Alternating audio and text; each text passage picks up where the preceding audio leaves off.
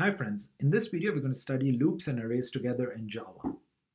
Now once again I'm going to use this website called CodingBat, and I've already written the code for this problem here because this is a slightly challenging problem and we are going to use multiple loops to solve this problem.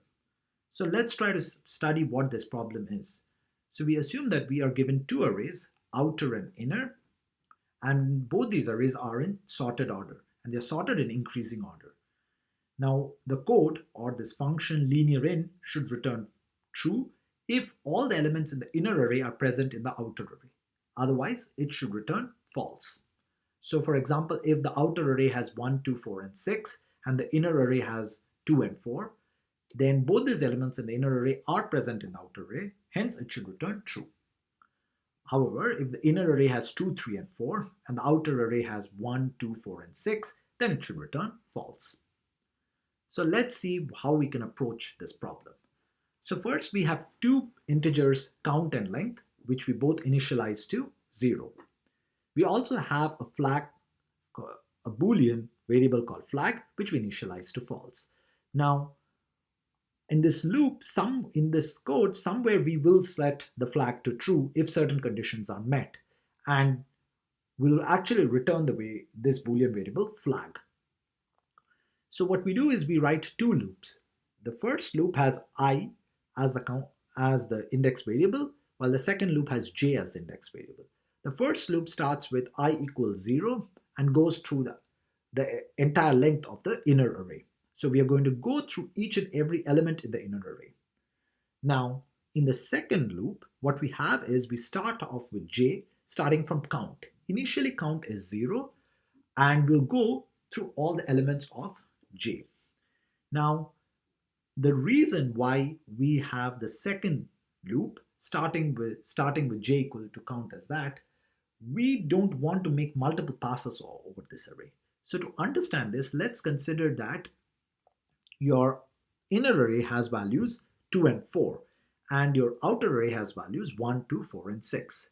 So first we consider the value 2 in the inner array, and at this point j will start off with 0 because count is initialized to 0.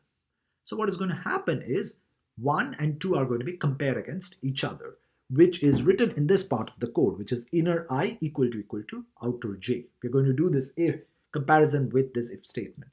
That's not true. So what we do is we just are going to increment the count variable. Then we are once again going to consider the inner variable 2. And now what we are going to consider is we're going to consider the variable 2 in the outer array.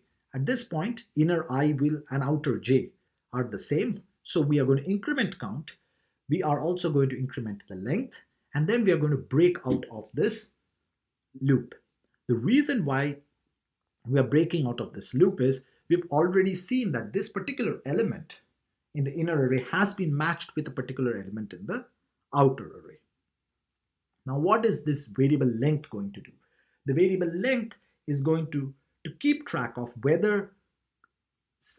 how many elements in the inner array have been matched with the outer array. Now after we break, next time we are going to start off with the variable 4 in the inner array. Note that count is now going to be 2. The reason why we start with count equal to 2 is that both the arrays are in sorted order.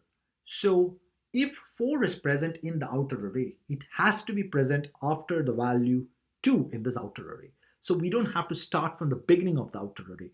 We can start where we left off, and that is kept tracked by count. So next we take 4 in the inner array and compare it with outer, in this case 2, the outer 2, which has a value of 4. So inner I and outer j are compared, they are the same. So once again the count is going to increase, the length is going to increase, and you're going to break out. Now that is what we have written in that part of the code. Now you will see that at the end of the first for loop there is if count equal to outer dot length, then break. Why is this even needed? This is needed in that case where you've gone through the entire outer array but you've not met or you have not matched the elements in the inner array. So there is no point going through the rest of the elements in the inner array because there are no more elements left in the outer array. At that point, we can just break out of the loop. This is there to make the code more efficient and make sure that you're only making one linear pass. Now, after you come out of both the for loops, what we are going to do is we are going to check if length is equal to the length of the inner array. That is, the variable length is equal to inner dot length. If that is the case, that means each and every element in the inner array is present in the array named outer. And if that is the case, we're going to set the flag equals true. And then we're going to just return flag. So let's see how this code works. And we just press this button go. You will see that there are a whole bunch of inbuilt test cases in Coding Bat. All these test cases run smoothly and our code is correct. So thank you for watching. If you like my videos, do subscribe to my channel and watch the rest of the videos in the playlist. Thank you.